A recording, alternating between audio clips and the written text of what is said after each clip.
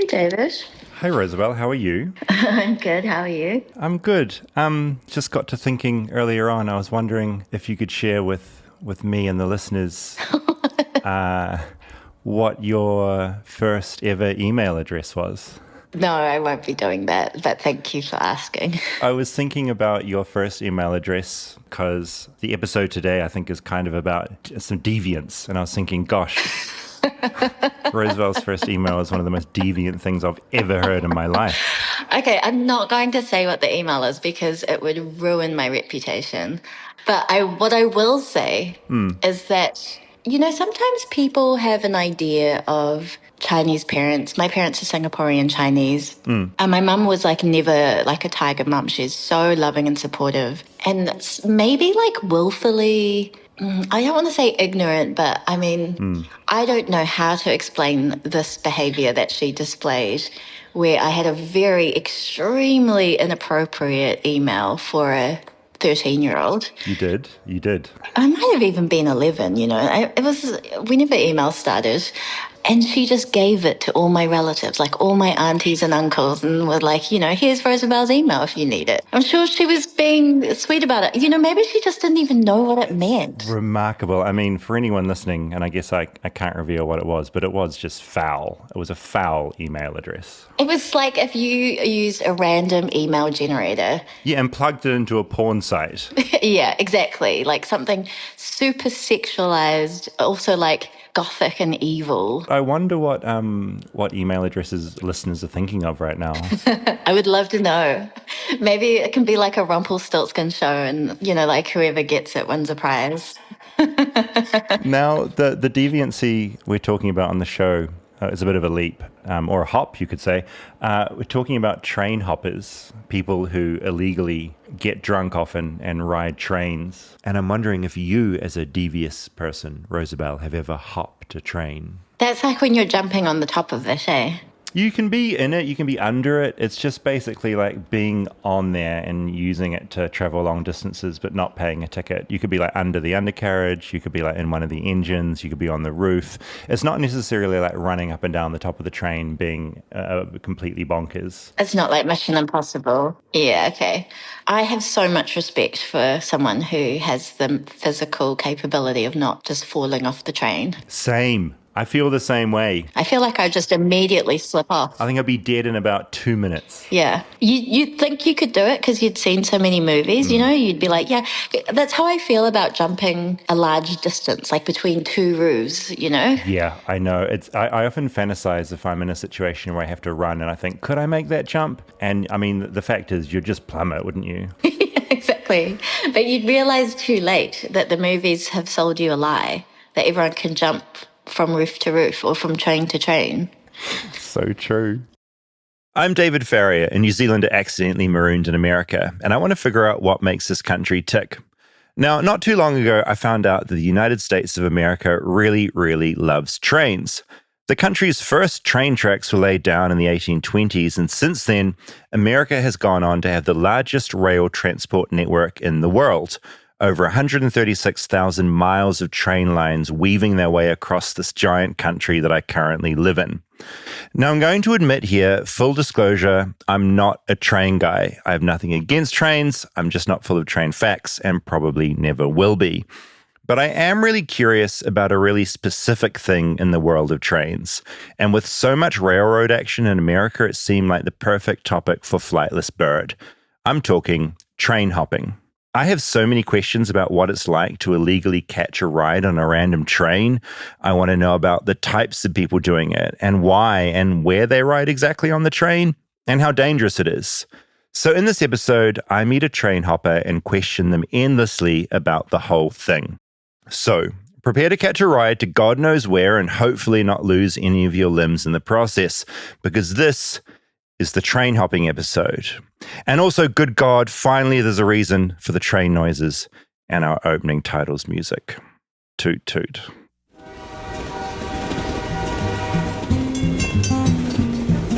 Flightless, flightless, flightless bird touchdown in America. I'm a flightless bird touchdown in America. So before we start, you need to tell me what this email address is. Oh, do you have any ideas? No guess. No. Rosabelle is, as you can probably tell from hearing Rosabelle talk in our conversations over the last year or so, she's so put together. She's so smart. Yeah. She's pure. I would look at Rosabelle and think you're pure. When I heard what her email address when she was 11 years old was, I was shook. It's not surprising. There is a little bit of edge to Rosabelle that... there absolutely is. There absolutely is. Any sort of guesses on what we're going down here? No. But I think you should just reveal to everyone what it is. She's 11 and her mum is handing this out to like all of her friends and family at hotmail.com. And what's crazy, it's like thought went into it. Like it's not random. It's like it's very funny. She picked it? She picked it. No, she was like, as an 11-year-old, what can be a little bit dark and gothic and a bit sexy? So Rosabelle's fine with you knowing. Yes. She just doesn't want the world knowing. And you can't reveal it. I won't. But you did mention that if someone guesses it, that there could be a prize. So I feel like maybe we can give a couple little clues. I think what the prize is, you get to do a Zoom call with Rosabelle, a one-on-one Zoom call, if you can correctly identify what her email address was. One clue, it's at hotmail.com. That's the only clue you're giving? That's the only clue. Email us flightlessbirdchat@gmail.com. Or sound off in the comments. Sound off in the comments. It's going to be a filthy comment section. Just horrendous. All right, so clues that's sort of biblical. It's biblical. But not really. Not really. Yeah, it's something you don't want your mum handing out to other mums. No. A diabolical thing to do. Yeah. Biblical and sexual. And sexual and inappropriate for a kid. And also, she's not using it anymore because I was curious. She doesn't have the password. I wish she did because I might actually go to hotmail.com and try and like log into it. Maybe try to create it at Gmail. Oh my God. Yeah. Right, yeah. So if anyone gets close enough, then I'll hand out emails, details, and you can I'll set up a Zoom call. You can, like a free podcast with Rosabelle. You're not going to be there though. No one's going to record it. It's very weird for her. Yeah. I'll put it in her calendar. It's like, you got a Zoom coming up? What you got to do though is tell her it's to catch up with you. Yeah. And then it'll just be someone. And it'll be fine and normal. She won't be shocked at all. Also, thanks for anyone that has emailed in a video applying for the social media manager job. There's some awesome stuff there. If you're still wanting to do that, it's flightlessbirdchat@gmail.com. But yeah, it's been really cool hearing from some super talented listeners that are keen. So we've got to do the thing now of going through everyone that's applied and just give us a chance to do that. But thank you for submitting. Well, the instructions for that again are subject line, Flightless Bird channel manager. Yes, correct. Make us a little video that says why you'd be good at running our YouTube and Instagram. Yeah, and a little bit about your experience in that world. And if you feel like a little bonus, what you're listening to at the moment in the world of podcasts and music, just so we can judge your taste, basically. Yes, and must-haves for candidates, creative, organized, on top of shit. Yeah, and like the show. Yes, and like the show. Yeah, what the show is. If you hate Flightless Bird, don't apply, because that would be a bad time for both of us. Or maybe, if you've never heard the show, probably don't do it. If your friends emailed you this job listing, probably don't bother. Yeah. Train hopping. Yes. Do you have any kind of thoughts on this world? Because it's something I got into thinking about this because someone got in touch with us ages ago about this. And I ended up writing about it for Webroom, and then the feedback to that. People had so many stories about this life, and people had either done it, they knew someone that had done it. And for me, it's almost the most terrifying thing I could think of doing. I mean, train hopping just jumping on like a train and hitchhiking, essentially? It's not like not buying a ticket and like jumping on the actual train. It's hiding in an empty carriage or like underneath the train. So it's dangerous because you're out in the elements. Is it a real pain? Did you see that movie? I loved A Real Pain. Is that they didn't have a ticket and they were like dodging? That's not train hopping. No, okay. That's just like trying to get away without buying a ticket. Right. That I could do, but I would still be terrified that the conductor was going to find me. I remember when I was, how old would I have been? I was at first year journalism school. So it would have been late teens. And I noticed that no one ever checked your ticket when you bought a ticket for the movies at our local. And so I just said to my friends, I was like, why don't we just not buy a ticket and just go in and watch the movie? So cue me and two friends looking the most guilty you could ever imagine, like probably like looking around like crazy. We walk into the cinema and of course they come in and check tickets. And I just felt stressed, distraught. I just got up and left. That was the thing that I did as a teenager. Just not buy a ticket and sneak in? There were two things. You would movie hop, which I guess is fitting for this episode. I movie hopped. It is fitting. You buy a ticket, less dangerous than train back hopping. when we were teenagers, every theater didn't have assigned seating. Would you change movies halfway through, or you'd watch a movie and just stay in the complex and go into another cinema? Yeah, I would just stay like all day. Yeah. And just see 3-4 movies. Did you ever get caught? I don't think so. And then we had another friend. There was this movie theater at the mall, and he learned like the back route where you could like pry you've talked the door. about this guy. You could pry the doors open. He was like a little mole, like moling around the back alleys. And he like, we went to the movies one night and we went to go buy tickets, and he's like, no, we're not gonna go buy tickets. We're not doing that. Just took us to this like hallway, opened the back door, and walked in. That was a little more than I liked. That was on the edge. Yeah. The idea of being caught stealing for me is terrifying, and it's not in me. Yeah, authority is scary. Yeah, like it is. I've had a lot of friends that would shoplift when they were kids, like whether it's like lollies or makeup or like little things. I would never go near it. Yeah, I was not a fan of that either. I had an ex-girlfriend that liked to shoplift a lot. I have a friend back in New Zealand that still shoplifts, like steals wine. Rosabelle? Yeah, it's Rosabelle. Not Rosabelle. But they are just like, supermarkets are like a monopoly. They're making so much money. If I can steal a bottle of wine when I'm in there, I'll pay for my groceries, but I'm taking the wine. And part of me kind of admires it. Yeah, I had a friend, I remember going to like Walgreens, and he had like a cut on his finger. And we went to like the pharmacy island, and he just like opened up the box of Band-Aids, put one on, and then like put the box back. And he was like, kind of fuck Walgreens as a corporation. Enough. I'm just going to do this. The most I've ever stolen is like a grape from the supermarket. I'll just like pick a grape, but I always pretend, which I am doing often, is sampling the grape before I buy the bag of grapes. That's as badass as I get. The weird thing I'm realizing right now, the Band-Aid guy and the movie theater guy were in a band together. Yeah, that's quite funny. What a band of badass guys. What a band of badass. real naughty rock and rollers. Have you, like, as far as trains go, are you a train guy? Have you taken trains around America at all? It's something that I kind of want to do now at some point. I love Darjeeling Limited. This isn't not my fave. Not a popular opinion, but it's one of my favorite Wes Anderson movies. That's wild. Yes. Yeah. Okay. But I respect your opinion. I know. Yeah. I mean, I'm a Life Aquatic. I have the poster in my garage. Yeah, I'm a Life Aquatic guy through and through. But living in Chicago, we have a very great train system. So there were periods of my life where I was taking the train every day. Yeah, so Chicago, you were more of a train guy than you were in LA. Yes. Yeah.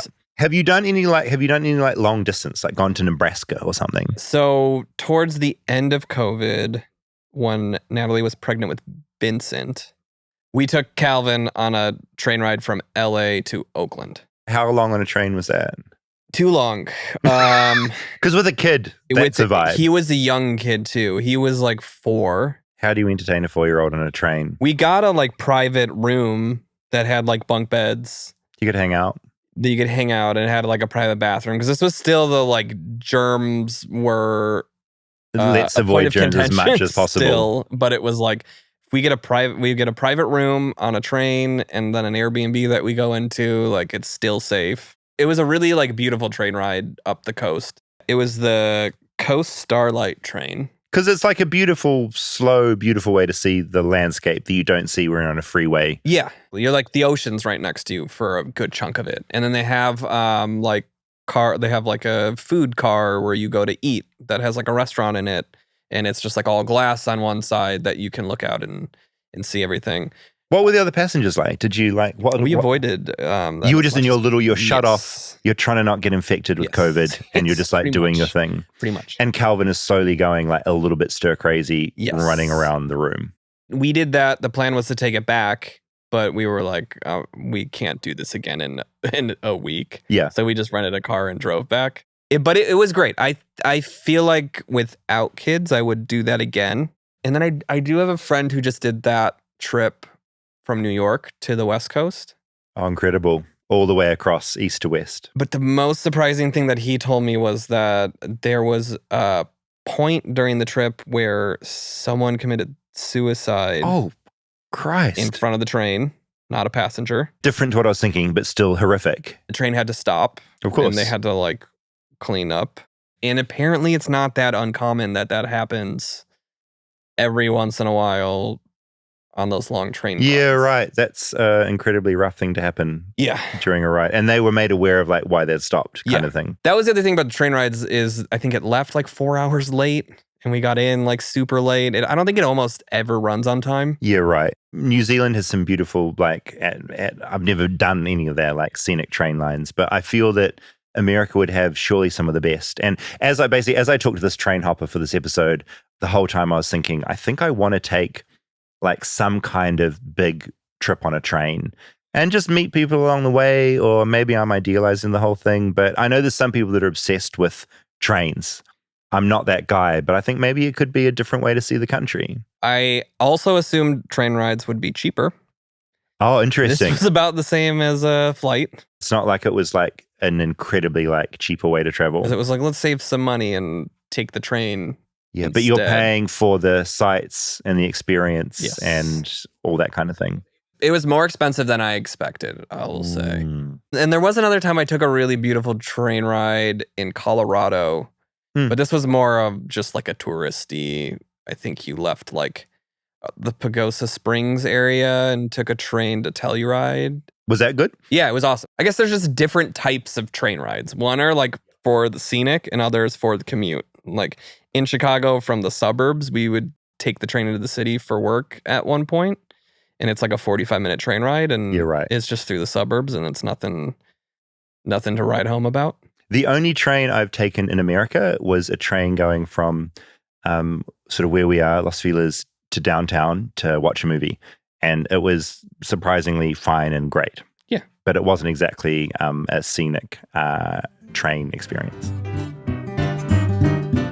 Stay tuned for more Flightless Bird. We'll be right back after a word from our sponsors. Support for Flightless Bird comes from Rag & Bone. Now, we've all been there. Fall rolls around, you start digging through your closet for warmer clothes, and nothing feels quite right anymore because everything's kind of different. And those beat-up pants from college, yeah, probably time to retire them entirely. It's time to upgrade to Rag & Bone's infused denim. I make a bad habit of getting a pair of jeans that I like how they fit, and I just wear them until they're no longer... Oh, you'll wear them to death. I'll wear them to death. Well, look, if you also want some jeans that you're going to wear to death, then Rag & Bone is the thing for you. I mean, if you used to have to choose between jeans that look great and jeans that actually lasted, with Rag & Bone, you finally get both. Jeans that are built to move with you, hold their shape, and develop character over time. The wash is where the infused denim really shines. Each pair goes through an 8-step over-dye process, giving rich, layered tones and deep dimensional shades that look polished, yet effortless. And over time, the color and texture evolve, adding even more character with an authentic, lived-in touch. So if you like jeans and you like denim, then Rag & Bone is the place for you. They're built with premium materials and craftsmanship. They're made to last. Mhm. So if you're like me and like to wear jeans Oh, yeah, over these are and the over ones. again, these get better with wear. So you're not just upgrading your look today, you're leveling up your entire wardrobe for the long haul. And Rag & Bone doesn't just make your new go-to denim. They've perfected everything from buttery soft tees and elevated essentials like jackets and knits that pull your whole look together. It's premium wardrobe staples made to last and made to live in. It's time to upgrade your denim with Rag & Bone. For a limited time, our listeners get 20% off their entire order with code BIRD at rag-bone.com. That's 20% off at rag-bone.com with promo code BIRD. When they ask where you heard about them, please support our show and let them know that we sent you.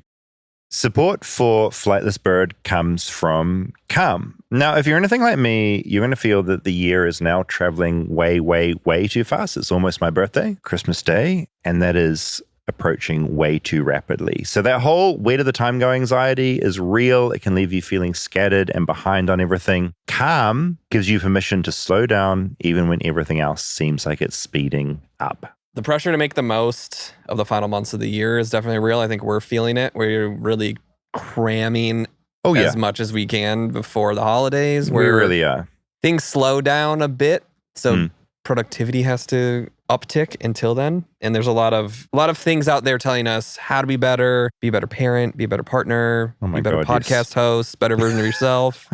That's true. It's exhausting. And when you need to hit pause and reset, Calm is a great tool to release stress and find space to breathe, even on the busiest days. Yeah, essentially Calm's the number one app for sleep and meditation, and it's here to help you feel better. So if you feel like you could do with some support, navigating life's ups and downs, get the relief you need with Calm sessions like guided meditations to help you work through anxiety and stress. There's also sleep stories and sleep meditations and calming music to help you drift off to sleep, which I use and is really good. And there's also grounding exercises to help you reset and relax when you're feeling overwhelmed by the whole life thing. Yeah, I find Calm very helpful. Meditation in general, I like to do it before bed. A guided meditation where you can release your stress and everything that you're thinking about. Especially, I think for us as well, we've got like a million things in our brains doing this work and also staring at screens all day. Yes. You need to listen and be calm. Yeah, exactly. Calm your mind, change your life. Calm has an exclusive offer just for birdies. Get 40% off a Calm premium subscription at calm.com/bird. This is really amazing value. So go to calm.com/bird for 40% off unlimited access to Calm's entire library. Calm.com/bird and tell Calm you heard about them from me.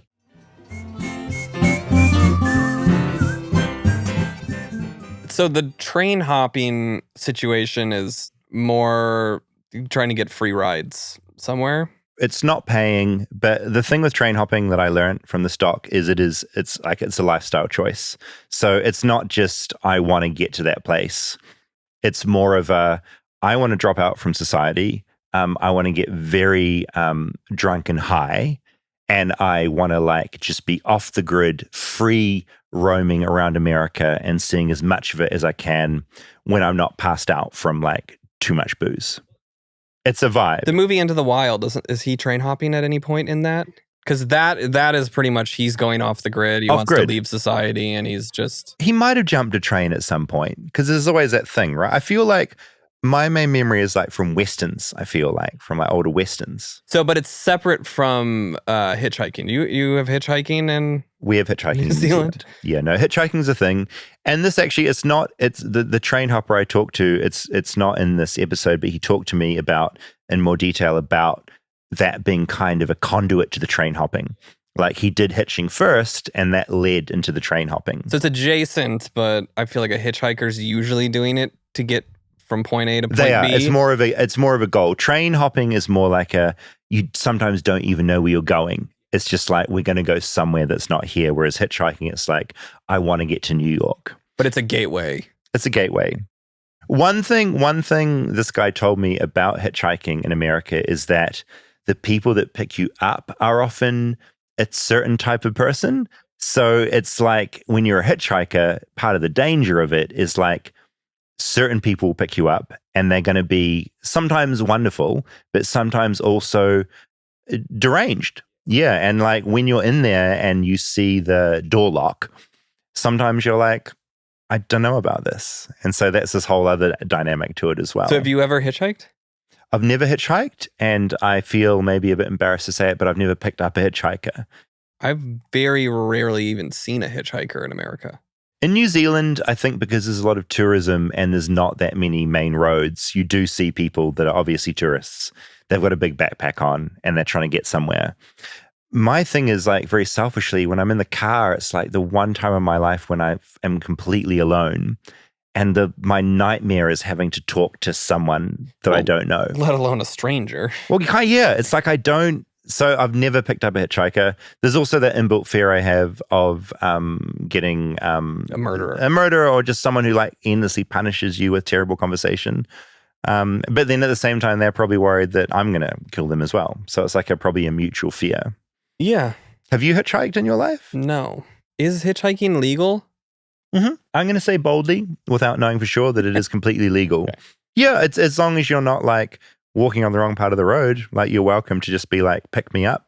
I feel like I was told as a kid that hitchhiking was not legal. I'm going to Google it actually, because I'm talking from New Zealand where it's definitely legal. I'm also talking from someone whose parent We're could trying to have probably very put you well off. made that up. Yeah, absolutely. It would be on brand for my mom to have said that was illegal and it not be. Yeah, Rob, if you go hitchhiking, you will be going directly to jail. Rob's mum. No, she just loves you. Okay. Hitchhiking is legal in 44 of the 50 states. Is Holy Illinois shit. one of the places that's The illegal? exceptions, and this is off Wikipedia, so, it could be out of date. The exceptions being Nevada, New Jersey, New York, Pennsylvania, Utah, and Wyoming. Illinois could have been hitchhiking. I could have wonder been hitchhiking why this whole time. less people being murdered or injured or like a safety thing. Yeah. That's so interesting. Now I'm going to Google in New Zealand because I'd hate to tell everyone that it's like legal when it's actually completely the biggest crime you can commit. Hitchwiki.org, the place to learn about hitching. New Zealand is an extremely easy country for hitchhiking. There are a lot of friendly people. I'm obviously excluded from that because I never pick up hitchhikers. It's legal and comparatively safe. Yeah. Well, that's what I was going to say. If it's New Zealand kind of has a small town feel to it. There's less murder in New Zealand. If there's less concern about safety, then I feel like getting a ride from a stranger is totally different. Yeah, I mean, I would be much more likely to go hitchhiking in New Zealand than I would in America. Mm-hmm.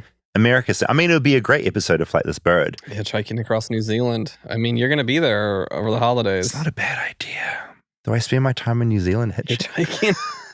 But the goal has got to be get from like tip to tip. Yeah, that's not Rosabel's email, by the way. it's just an idea for a podcast episode. It's not. It makes it sound like it is her email now. No. It wasn't tip to tip at hotmail.com. But it could have. It could have been. Could be. Okay. Do you have any like notions? We're about to hear from a train hopper. Yeah. I love this guy. He's one of the most charismatic people I feel like I've ever talked to. Yeah. Do you have any like preconceived notions of like what a train hopper is about or what they're into? This is probably a prejudiced view. That's fine. We're human. We're prejudiced about certain things. And I'm assuming this is wrong. A lot of train hoppers would be unhoused, maybe mental health or drug addictions. Uh-huh. That's kind of my preconceived notion from what I've seen about train hoppers in TV shows and movies. Okay. Well, let's find out if you're right. My name's Simon, and I'm in Lawrence right now. I live in Kansas City. Simon reached out to me about a year ago, and I've been trying to catch up with him ever since, but it's been hard to nail down a time. Or rather, it's been hard to nail down a place, because up until recently, he's tended to be on the move. Right now, I'm actually looking for a house, because that's what I was doing earlier today. My brother is being very awesome and diversifying his investment portfolio into real estate, so I'm gonna live in a house. Which for you is quite a statement, considering what we're talking about in a way. Oh my God. Yeah. If you would have told me when I was sleeping under bridges and hopping trains that one day I would live in a house that, I mean, I don't own, but like, it's like being a homeowner. Yeah. Fucking crazy, right? At 38 years old, Simon is starting to settle down a little. But back when he was 26, he spent several years perfecting the art of train hopping, which is what I wanted to talk to him about. But to get to the train hopping, you have to learn about how he got to that point. A lot of this story is going to involve drugs and alcohol. Because you don't just decide to abandon society and ride trains for years for no reason. So, I grew up in Lawrence, and Lawrence is like a cool little college town, Lawrence, Kansas. It's pretty cool. There's like a good music scene, and the university is great. They're really good at basketball, so people that like sports are into that. But it's also just cool. Like, it was cool living there because the energy that brought. But I went to school there, and then I went to college there. And I did graduate, despite being like, I became a pretty bad alcoholic, pretty early in life. And then throughout college, it got kind of worse. But substance use for me, it started pretty young. Like I smoked weed the first time when I was like 10, which is pretty crazy young. So that was like my intro drug. And then when I found out about alcohol when I was 15, I was like trying to quit weed. So then I was like, oh, alcohol, this is great. This is the opposite of weed. I actually want to like do stuff and talk to people rather than like weed where I just sit in my room and play video games. And then they call that polysubstance abuse, where you go from one to the other. And that pretty much became the trajectory in my life for a while. We'll get to the train stuff soon, but I do find this culture of drinking quite interesting. New Zealand has a huge drinking problem. It's deeply embedded in the culture there and accepted. But until this point, I hadn't really thought about where it sat in American culture. And from what Simon said, it's sort of similar. Alcohol, okay, when you grow up in a college town, alcoholism and drinking, it's just like second nature. I mean, I was, partying was that was like the whole reason you go to college, is to party. Like I was going to college parties before I was in college. And then I was in college and like, I lived near the stadium. This is what really hit me off was I lived near the stadium and there was game days that start at like 9 in the morning and I opened my back door and there's like people's parents doing beer bongs in the alley. Like everyone's drinking because it's tailgating. And that was the first time I started drinking in the morning. And that was what really fucked me because once you start doing that, you're like a real alcoholic because you carry on the drunk from the night before. That got pretty bad. Then I started drinking almost every day, somehow still graduated. And really, a lot of the reason why I moved away from Lawrence was because I had kind of burnt most bridges there being a shit show drunk, which is hard to do in a college town. But I was fucked off like beyond belief.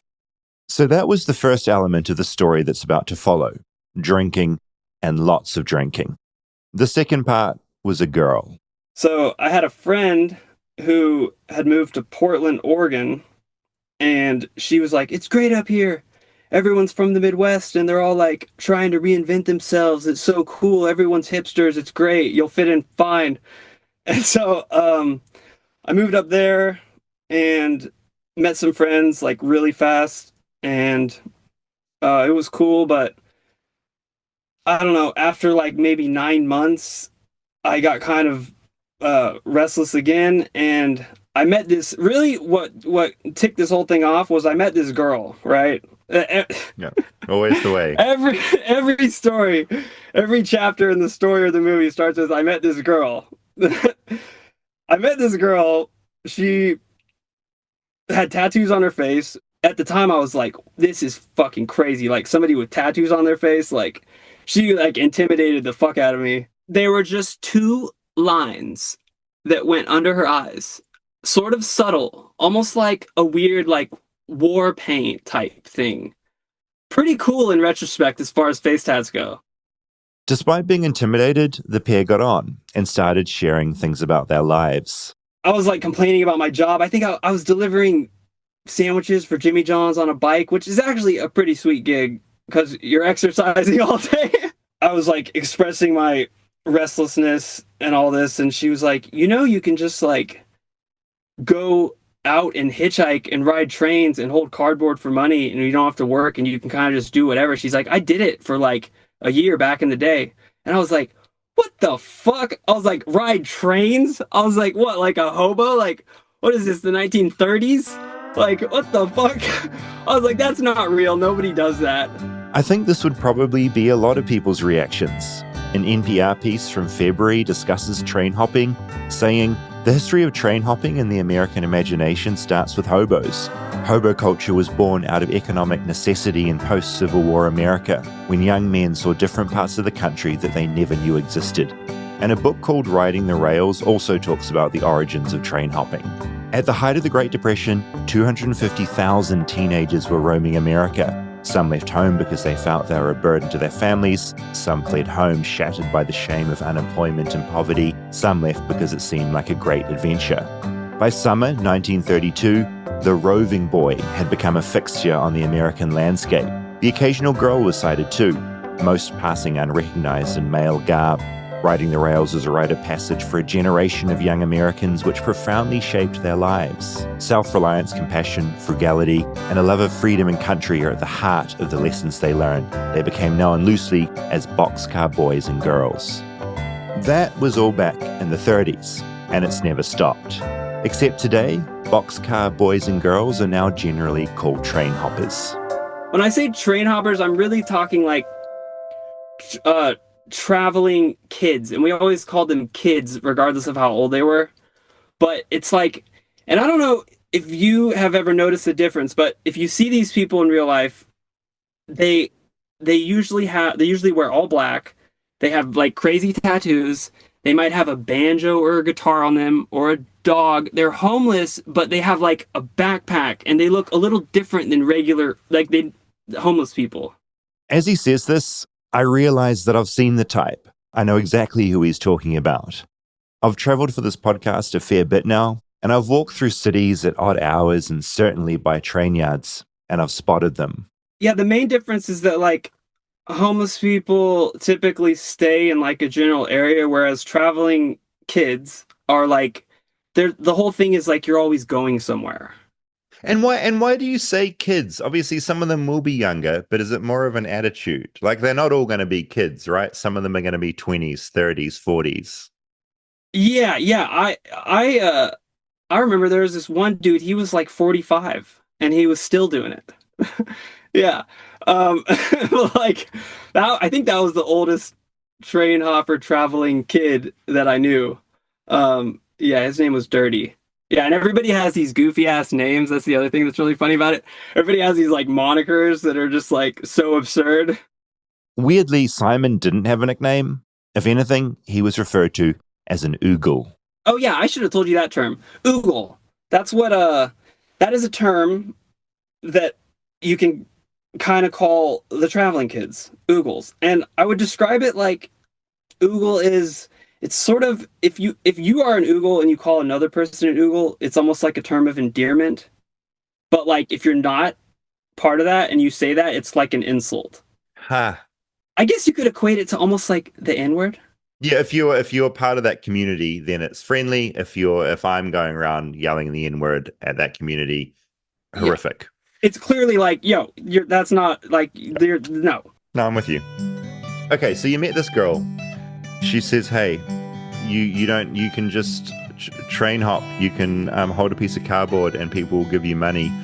What transitioned you from thinking, oh, that's kind of crazy, to, oh, I could try this? What was that gateway? You know, I had spent so many years doing school, like, you know, because I went straight from high school to college. So, like, I was fucking off and partying, but also, like, that's so much of my whole entire life was basically just doing work, like, you know, like, and then being in the same place. And I really just, it sounded like an adventure. It was just like, that's fucking crazy. And like, not a lot of people do it. So it sounded cool.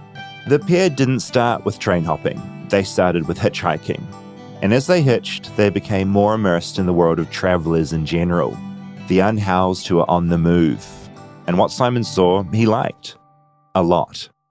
The whole traveler community is alcoholism and drug use pretty much goes hand in hand with it. Like, that's part of the culture. It's just drinking all the time. So it's perfect for an alcoholic like me. Like, I'm like, wait, you mean the entire culture, just that all they do is drink and do drugs? I'm like, fuck yeah. In hindsight, his tattooed partner probably wasn't the greatest influence. So we got back, and then she showed me heroin. And so we got strung out on heroin. And then we were like, after doing that for 4 months, we were like, fuck, we got to get out of here. Heroin sucks. And then, so our ticket to get out was to go travel again. We were living at this punk house in Portland, fucking sick ass punk house called the Heretic House. Shout out to the Heretic House if it still exists. We were there, met some other traveling kids, and we decided to go to Sugar Beet Harvest. And this is like really the moment that is like the fork in the road to like so much of my life, because it's so crazy that if we hadn't seen these kids, the trajectory of everything that happened afterwards would have never occurred, which that's kind of another thing that's really bizarre about traveling and kind of like makes it almost magical is that there's moments like that where you think like if you didn't take that one ride to get to that other place, you wouldn't have gotten that other hitchhike that took you to that place, and all this shit would have never happened. Stay tuned for more Flightless Bird. We'll be right back after a word from our sponsors. Support for Flightless Bird comes from Wild Alaskan. Now, I don't know about you, but seafood is something that is really tricky to know where to get it from. You want it fresh, you want it tasty, and that's where Wild Alaskan comes in. It's the best way to get wild-caught, perfectly portioned, nutrient-dense seafood delivered directly to your front door. Trust me, you haven't tasted fish that's this good. Yeah, I just had a doctor's checkup and they told me I need more omega-3s. I thought you were going to say you need more fish. More fish. Yeah, well, close enough. essentially more fish. Yeah. I've never bought fish from a grocery store because One of the worries is it's not going to be fresh. I'm very intimidated by fish. Yeah, I'm identical to you. So Wild Alaskan is perfect for that because they just send you a box of this fish. It's 100% wild caught, never farmed fish. So there's no antibiotics, GMOs, or additives. Just clean, real fish that support healthy oceans and fishing communities. And yeah, it's sustainably sourced, wild caught from Alaska. Every order supports sustainable harvesting practices, and your membership delivers flexible shipments, expert tips, and truly feel-good seafood. And if you're not completely satisfied with your first box, Wild Alaskan Company will give you a full refund, no questions asked, no risk, just high-quality seafood. Not all fish are the same. Get seafood you can trust. Go to wildalaskan.com/bird for $35 off your first box of premium wild-caught seafood. That's wildalaskan.com/bird for $35 off your first order. Thanks to Wild Alaskan Company for sponsoring this episode. Support for Flightless Bird comes from Helix. Now, I think, Rob, Helix was maybe the first sponsor to come on board for the show. They were the first sponsor, and you got a bed pretty early on while making this show.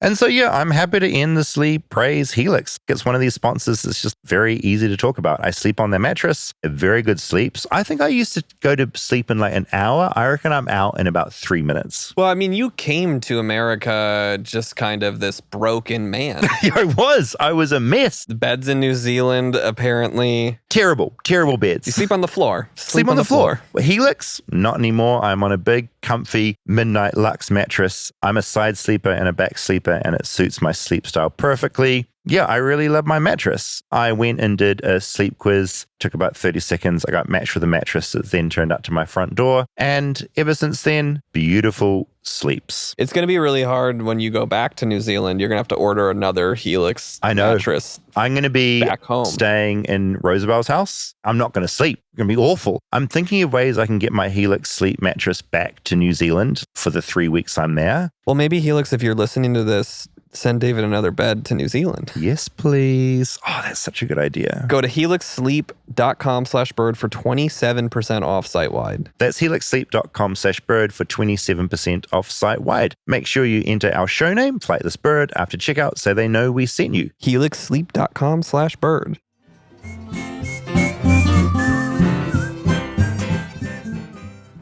There's a metaphor in here somewhere about the 136,000 miles of train lines weaving their way across the US.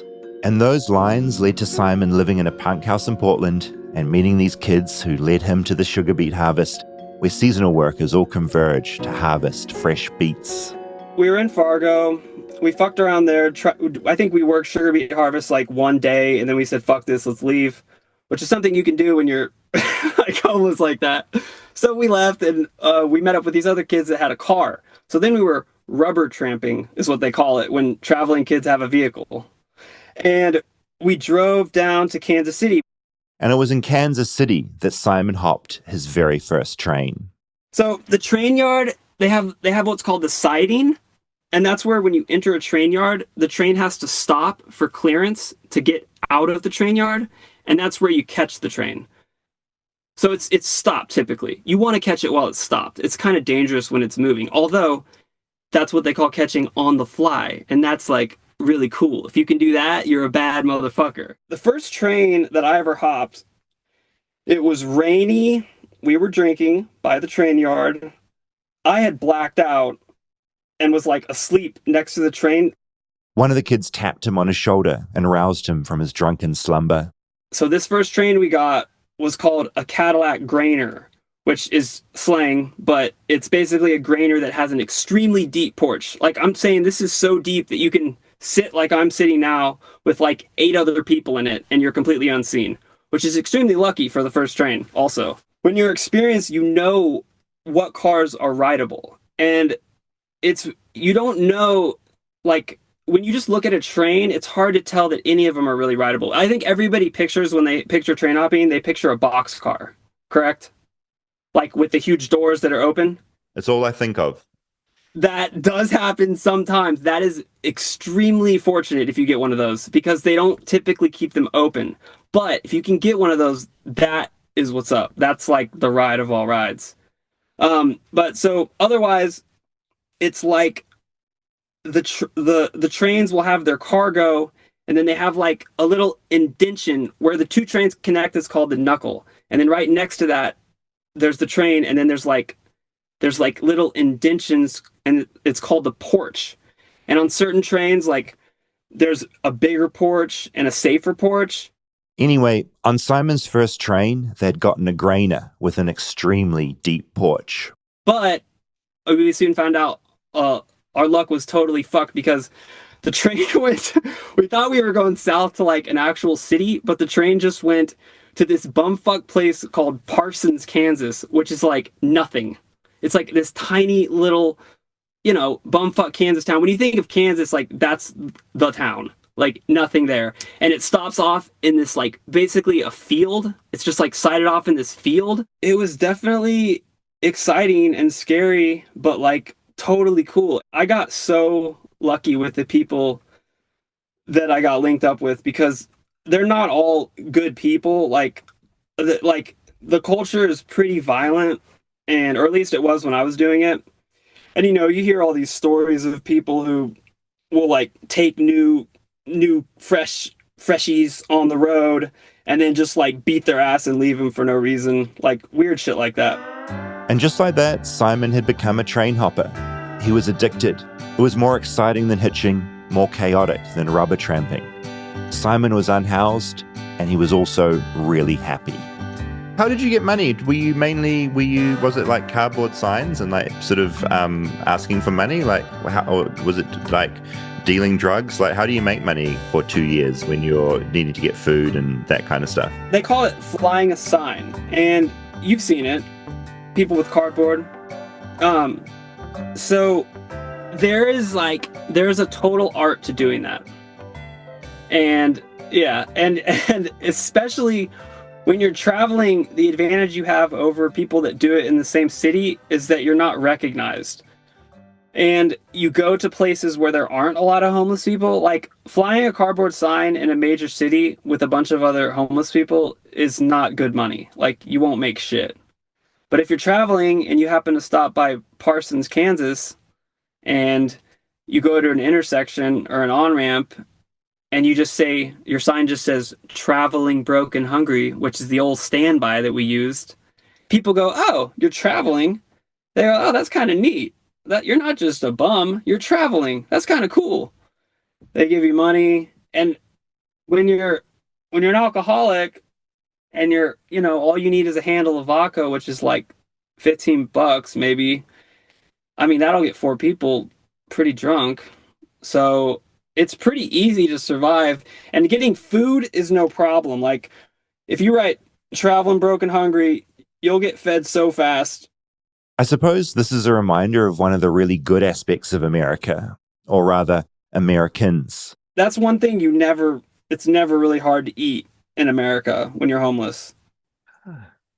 Because anybody can give you food, because everybody knows that. Everybody can understand that. Like, hunger is just like this human thing that everyone experiences. So yeah, you get food really easily. But money, I mean, there were times where we would be in a weird city, and that's the worst. You go to a big city and you can't make money, then you're fucked and you're going through alcohol withdrawal. But other than that, man, it was pretty easy to get money to stay happy. One thing I'm really aware of is that I don't want to glamorize all this. And Simon, believe it or not, doesn't want to either. So to be clear, train hopping is very, very illegal. And as Simon knows all too well, it's really dangerous. Well, the scariest thing for me is I fell off of a train while it was moving and fell in between it, which was fucking crazy. We were hopping out of Lafayette, I think was where it was. Anyways, it was really weird because I was wearing this one like motorcycle glove that I had stolen from a dollar store before, but just one, right? And I was going from one train to the other, like crossing from ladder to ladder. And when you do that, you have to you have to stand on one ladder and then you have to reach all the way over and grab the other one and then step your foot over. And while This it's is Mission moving, Impossible shit. it's fucking stupid, really. In retrospect, it's so dumb.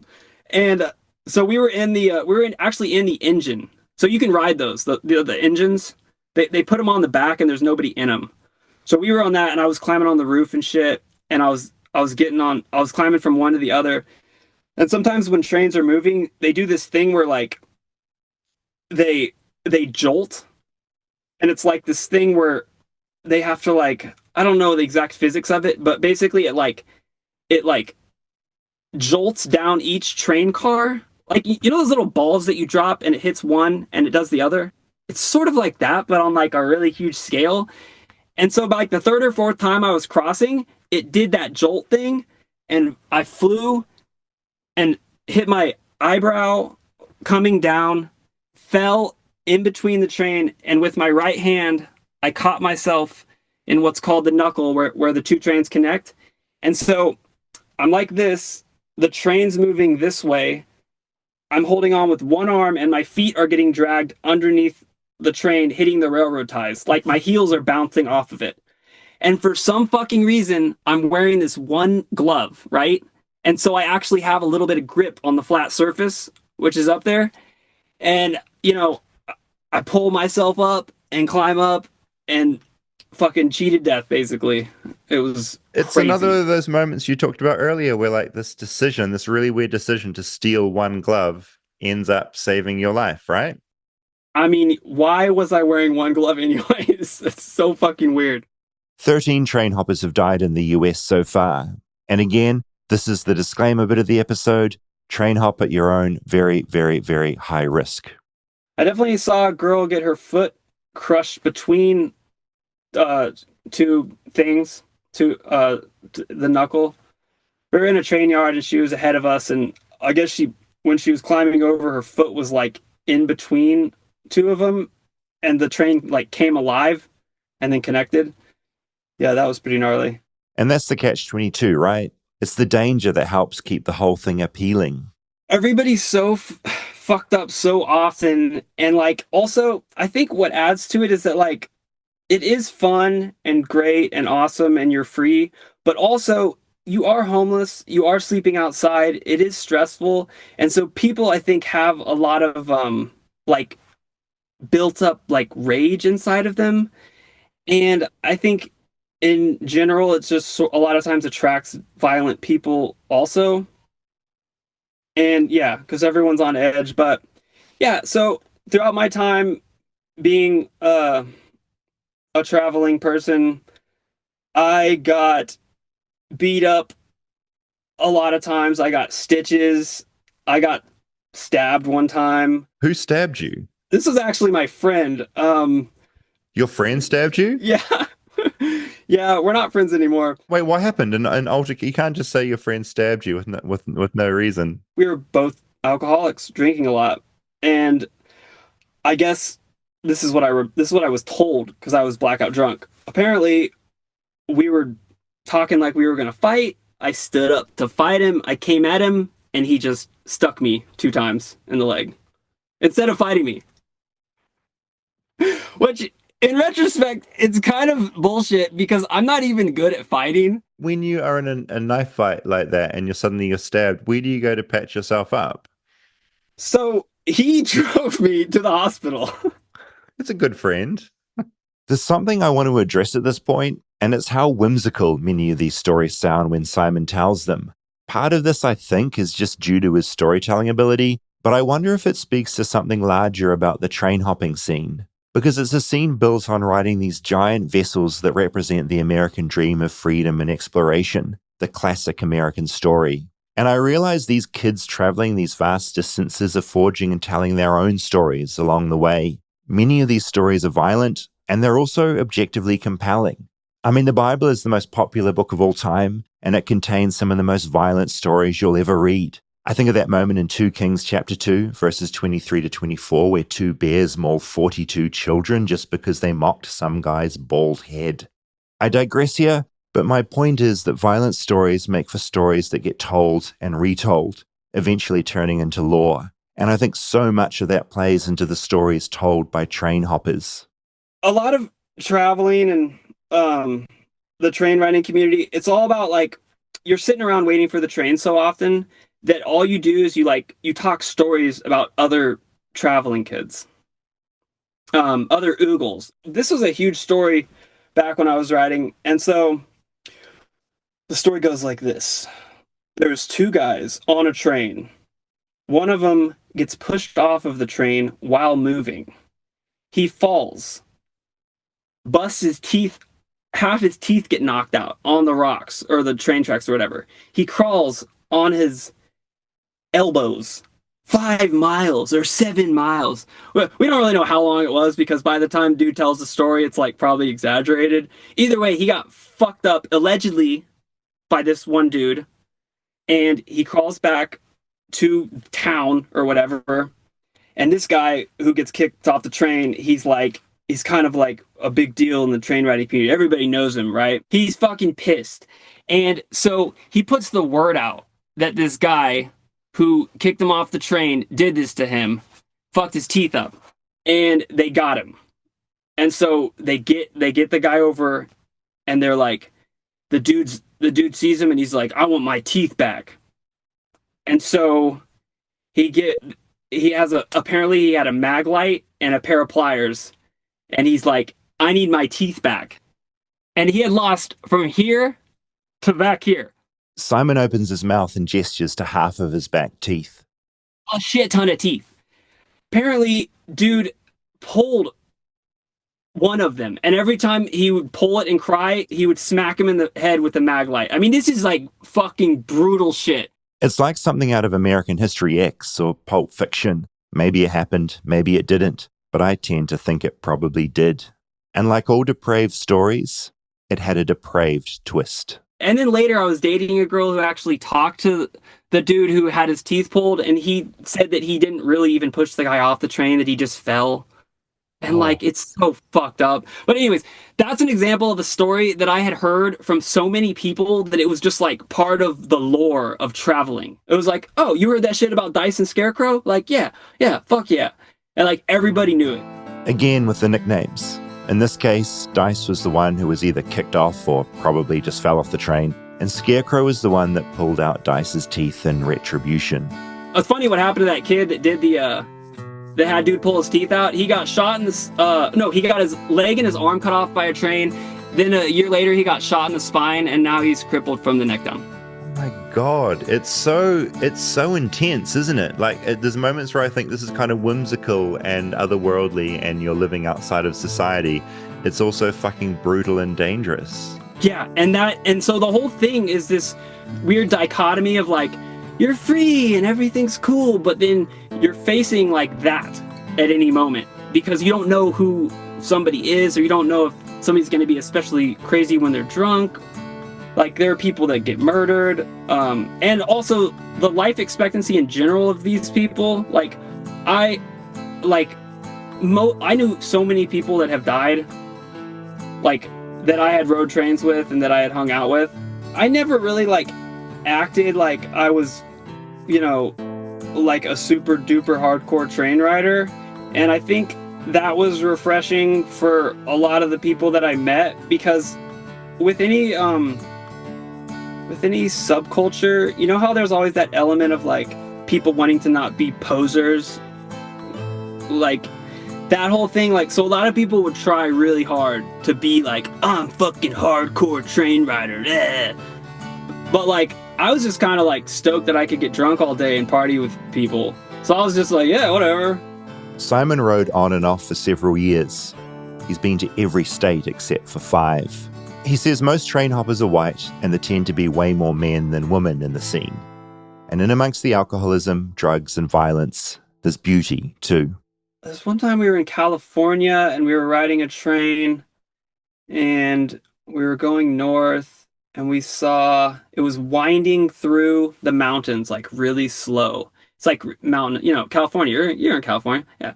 Like very mountainous and it's creeping along this mountain and we look over and we see an old train that had fallen off of the mountain and was just this skeletal old train dead. And then it was like Mount Shasta or whatever in the backdrop. It was so fucking beautiful. It was like the coolest thing, like straight out of a movie. That was probably the prettiest moment. When did you know it was time to stop this particular life? Like, was there a moment or was it a slow build? Well, it would usually get to where it would just get really intense and like I would suffer like another like serious injury or something and then I'd have to recover. Usually my brother would come to my aid and be like, hey, come back and chill out because like, he doesn't want me to die and shit. You've got a good brother. You've got a really good brother. Oh, dude, I would be dead if it wasn't for him. Like, he put me through rehab multiple times. Simon is 38 now. He has a couple of kids. All this is about a decade behind him. Looking back on this, you're about to move into a house with your brother. You have kids and responsibilities. You did something that like a lot of people don't do, which is kind of step outside of society entirely, and not just step outside it, but in a really unique way. Has it sort of colored your perception of America and the way things are here? Or was that like a time in your life that was this really insane time and now it's just this thing that's entirely behind you? Or does that like stick with you? That's a good question. Yeah, it does stick with me because like when you are homeless like that,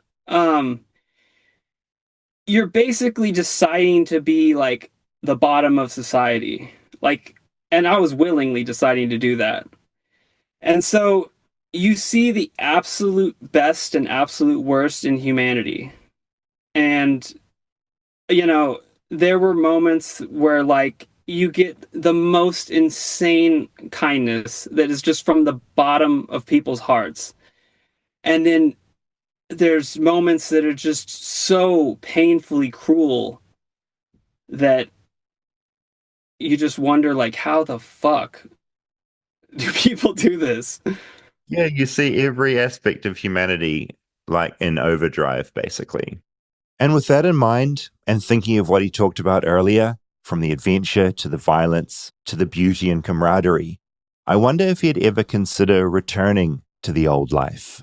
You see a train go by, do you ever get tempted to go, oh, fuck it, I'm escaping the responsibilities of life again and I'm off? Dude, when I drove here today from Kansas City, I drove under a train bridge and I saw 2 trains stopped and I looked up and peeped to see if any one of them were rideable.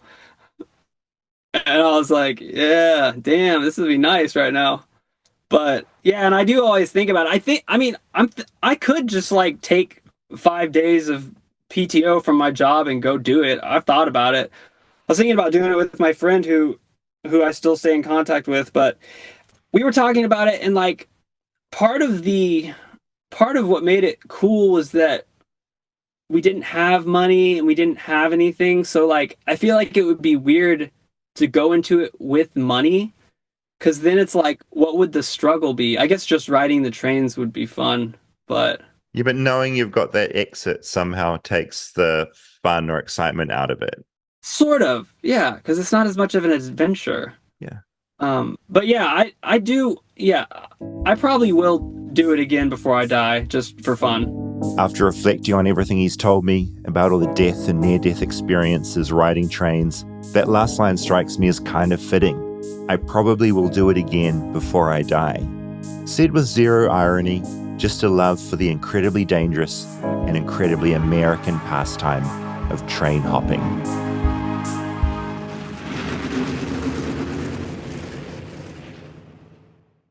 Brain hopping. Yeah, it's funny. I was saying to you this while we were listening to the doc, but Rosabelle is working on a project, and I was talking with a few other people about how Americans in particular are just so good at telling stories.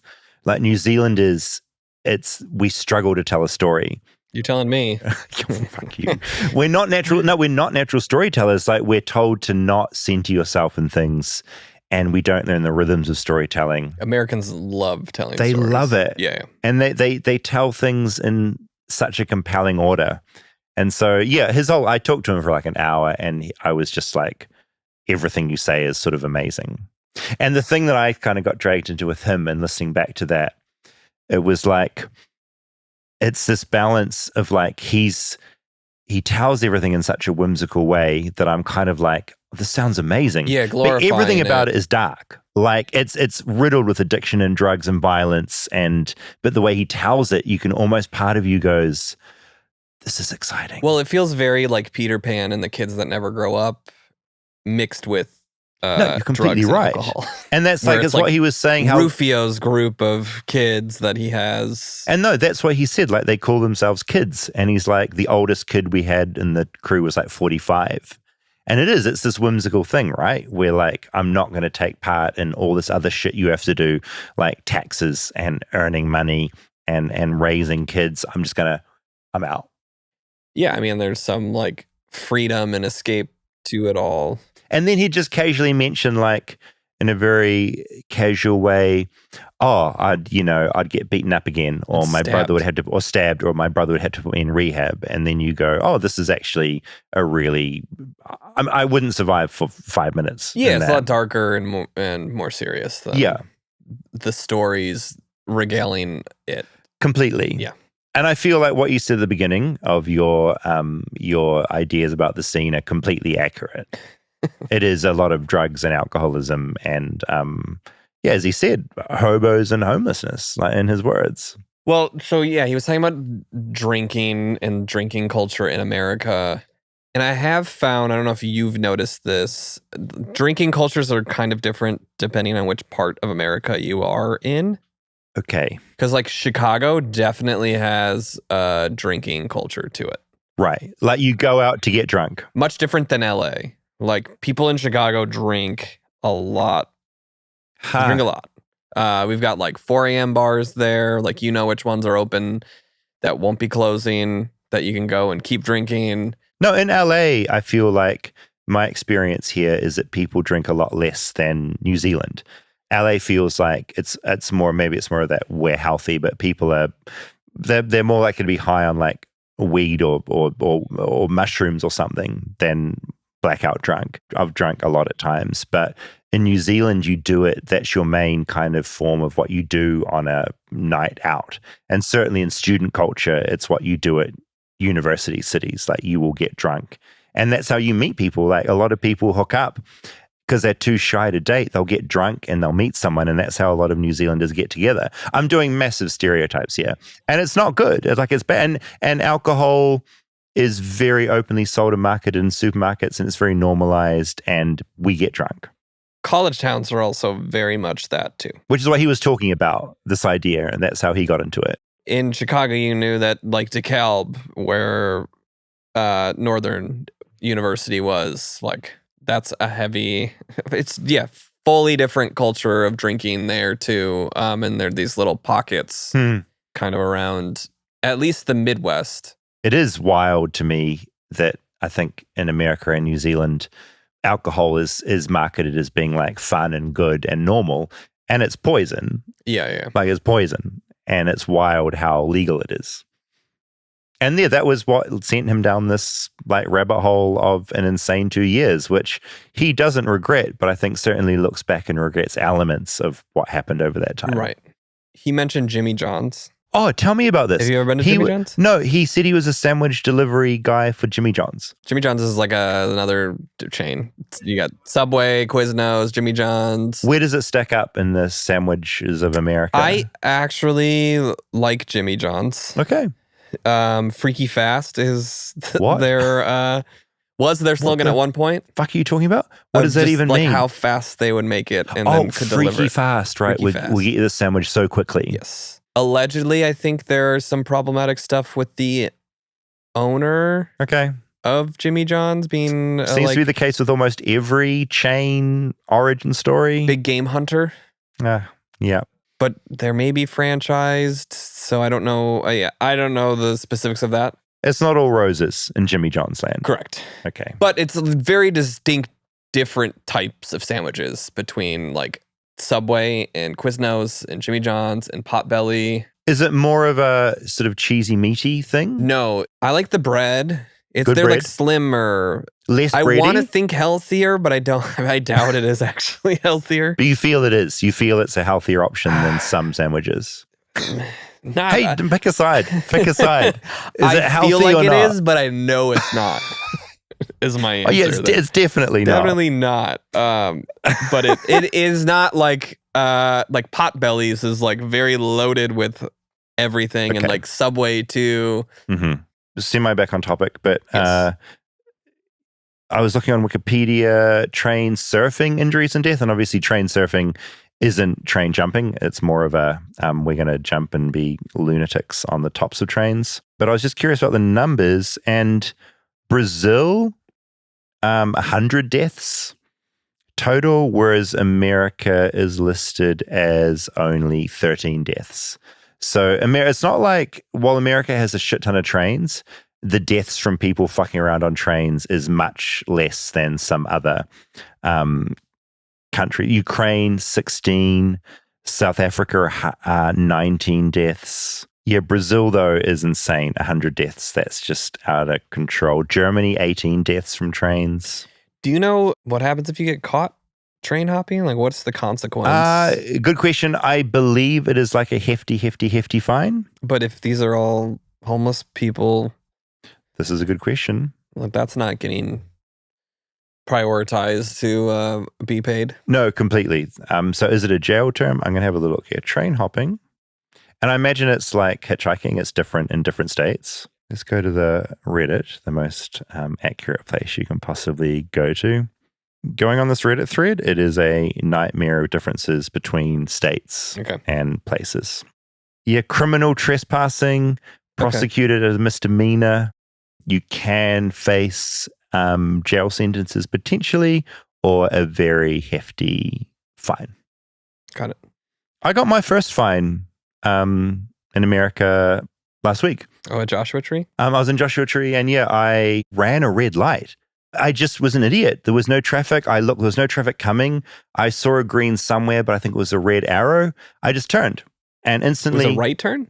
it was a left turn. A So left I was turn, traveling yeah. across. That's where they get you. Yeah. So, I mean, so Yeah. the lights came on, and I was like, what is happening? I got pulled over, and she said, why did you run that red? And I just had to say, I don't know. Like, I'm just probably an idiot. Now I have a fine that is incredibly, weirdly difficult to pay. Like in New Zealand, you go to a specific website and pay it. My fine isn't even in the system yet. Yeah. Anyway, probably this is an example of a New Zealander not being able to tell a compelling story right here. My point is, I got my first traffic ticket. Well, congratulations. Thank you so much. America, this is something I was kind of curious to get into, but I didn't. America loves songs about trains. Like the Flightless Bird theme song? Like the famous Flightless Bird theme song. Peace Train, Cat Stevens. You're a fan of his. Apparently a famous song about trains. Crazy Train, Ozzy Osbourne, rest in peace. Girl in a Train by Skizzy Mars. Never heard of them. Have you heard of them? Yes. Okay. Long Train Runnin', Doobie Brothers. Macklemore apparently had a song called The Train. There's also Train, The band. the band. Were they named after like the joy of the train? Probably.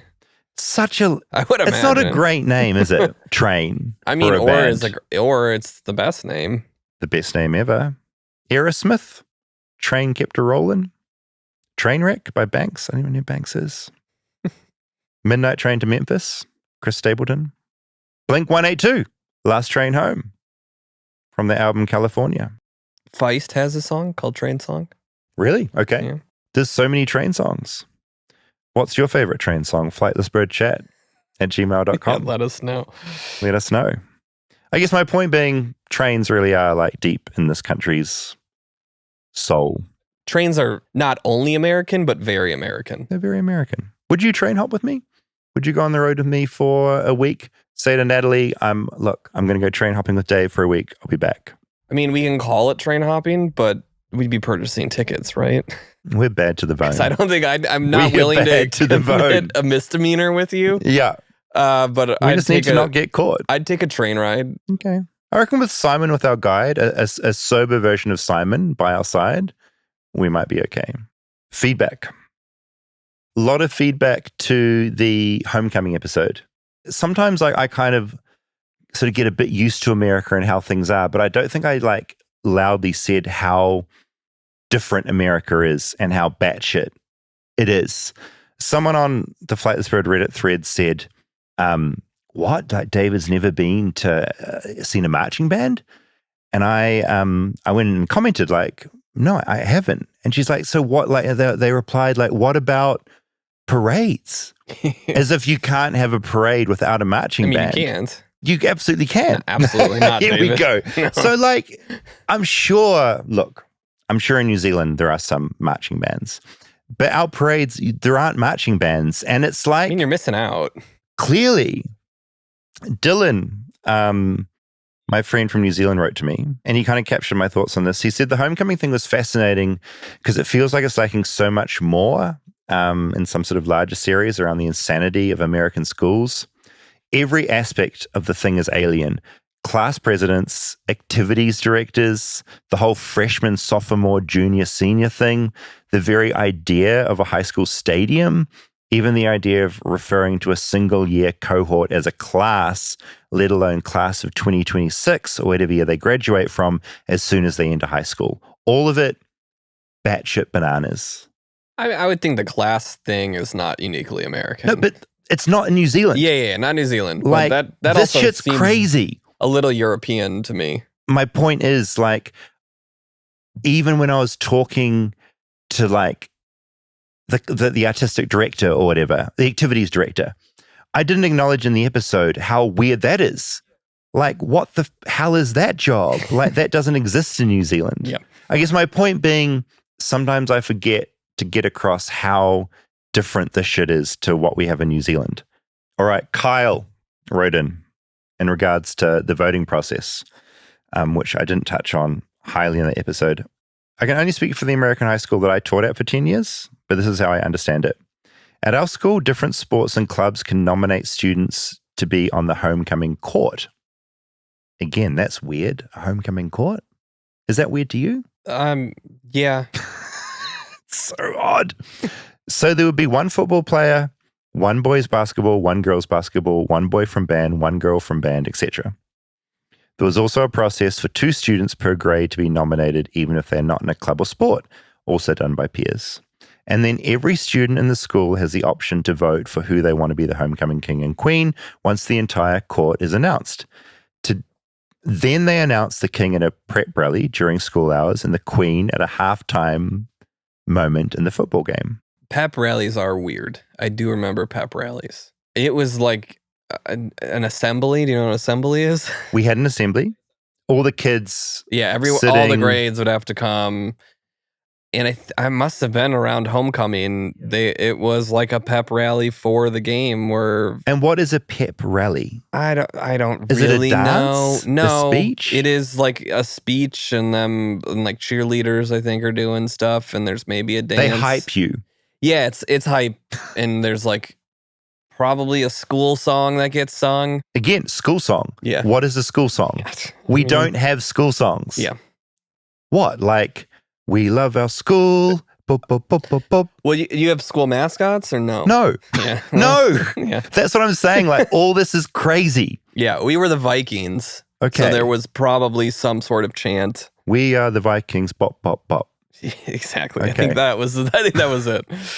Incredible. No, it's once you pick at a little thing, you realize there's all these other things. It's just exhausting, honestly. As I was saying all of this, I was like, I shouldn't have even mentioned this. It's another tangent. Seven other things that I need to episodes. Explain, and there are also things that I don't know that much about. It's also in your past now. Yeah. But your kids are going to go through this. They'll be experiencing all this stuff. Yeah. Quinn, they had a Christian episode versus homecoming episode crossover. I went to a Church of Christ high school. We were never allowed to have an actual homecoming dance due to beliefs that dancing leads to indecency or the flesh rather than the spirit. Instead, we had a big competition with each class for things like skits, an artistic banner, posters, and of course, a synchronized dance performed by each class in front of the entire school, which is so good. We always found it strange and hypocritical. We also had to sing a cappella in school assemblies due to beliefs that instruments had no place in worship. I would be very interested around an episode exploring the different versions of Christianity in America next year. We're Christianed out for a little bit. Hannah wrote in incredibly passionately about marching band and just how complex it is. So I'm going to chase up with them for a separate marching band thing. Yeah, I mean, marching bands are a big thing, especially when you get to big colleges. Clearly. Yeah. Blair wrote in. I laughed out loud when you mentioned cotillion and couldn't get my computer quick enough to write this email. I was nannying for a family whose kids just did their first cotillion in San Diego, the exact same place I attended cotillion almost 20 years earlier.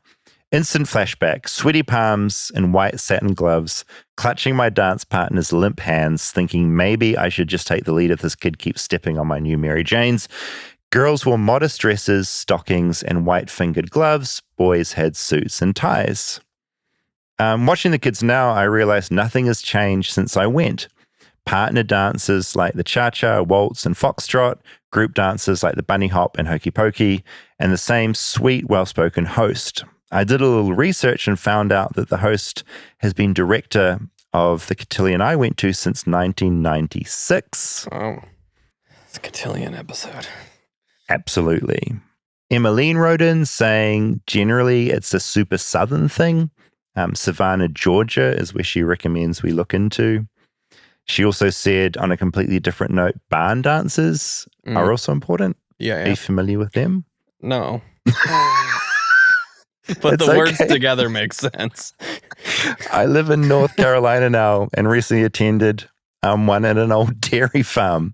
I feel like we're in a children's novel. I mean, it's like Sinners, right? That's It's like barn Sinners. dance. It's a barn dance. But I think It went badly in Sinners. different one. We were surrounded by pastures of cows, dancing to a live bluegrass band with a caller giving us dancing directions. Again, I might as well be reading from Lord of the Rings, Yeah. you know? It's a blast and an important part of America's lives in rural areas. There's a potluck dinner before, and everyone brings their own coolers of beers to share. Exceptional vibes. Aaron commented on Hayden's comment that his life got put awry because he was put 40 a year in school. Mm-hmm. Aaron said, I started school a year early and it ruined my life as well. There's a Malcolm Gladwell thing about that too, where based on where you're placed in school, if you're like older for your class, just the confidence that comes with that ends up resulting. So he agrees with this? But it's the opposite. Yes, it ruined Hayden's life, is what it sounds like. And Aaron said, I was younger than most, smaller than most physically and emotionally. I even celebrated my birthday on the 3rd for a couple of years until I decided I was a big girl and went back to the 23rd. Yeah, so Malcolm Gladwell has a theory on the reverse. Right. When you're older, you will like it dominate. results in more confidence because you're taller, you're stronger. That makes sense. And a really sweet one from Matt to finish on. My mum was the homecoming queen runner-up at the high school she attended. She's now 83 years old and struggling with Alzheimer's, but she still remembers that experience. It has always been a great source of pride for her, which is pretty friggin' adorable. That is. Okay, so when are we train hopping? 2026? Yeah, A little way to 2026. get the year off. We just take a week off. We train hop to New York City. New York, that in a week? How long would it take? That's Longer? a long way. A month. We go to like Colorado. We'll That's come a back little with more stories for manageable. Flightless Bird. Yeah. A few bruises. You might have like lost a hand. Yeah. I will have like broken an ankle. Any feedback? flightlessbirdchat@gmail.com. Is this for on-air gifts? Is it a bag? Rob, I almost forgot. What is this bag that you've brought into the So studio? this David? relates to homecoming. You remember I went to Wait, Ontario High? Did this bird bag come from you? Or? Oh, so this bird bag is from New Zealand.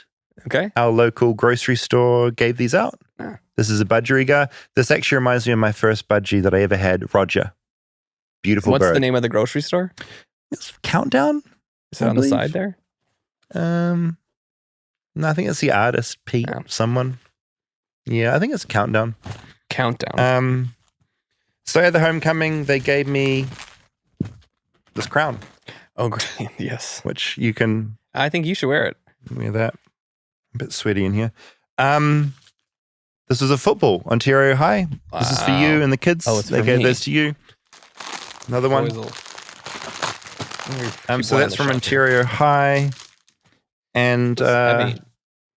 Okay, David, catch. Oh, it's like my panic. Jesus. So yeah, go Ontario High. Thanks for bringing us to homecoming. And yeah, this is, I believe, the homecoming king's crown. Oh, that's the crown. That's the crown right now. You took it from him. I took it. I took it right. I went to a high school student and I wrestled it from him, and I said, "I'm taking this thing." And my head is so big it barely fits on my head. And there was some. Made for children. Keychains as well. So I just wanted to give those to you. Any feedback? flightlessbirdchat@gmail.com. We'll see you next week. We'll see you next week.